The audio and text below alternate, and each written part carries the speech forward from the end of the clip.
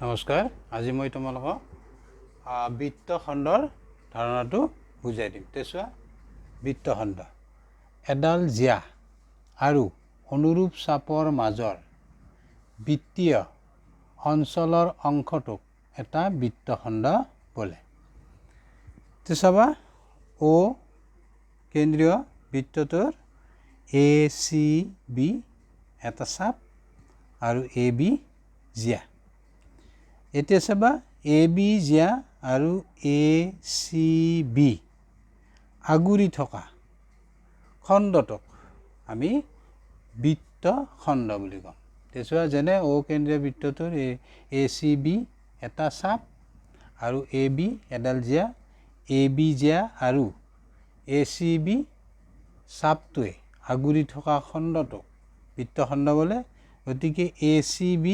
বৃত্তটোৰ এটা খণ্ড আৰু ACB এই খণ্ডটোক আমি গৌণ বৃত্তখণ্ড বুলি কম আৰু এটা আমি ইয়াতে বৃত্তখণ্ড পাম যেনে ADB এইটো হ'ব মুখ্য বৃত্তখণ্ড অৰ্থাৎ সৰু অংশটোক আমি গৌণ বৃত্তখণ্ড কম আৰু ডাঙৰ অংশটোক কম মুখ্য বৃত্তখণ্ড এতিয়া চোৱা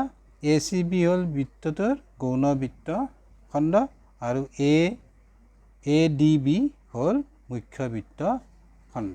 গতিকে বুজি পালা নিশ্চয় থেংক ইউ বাই বাই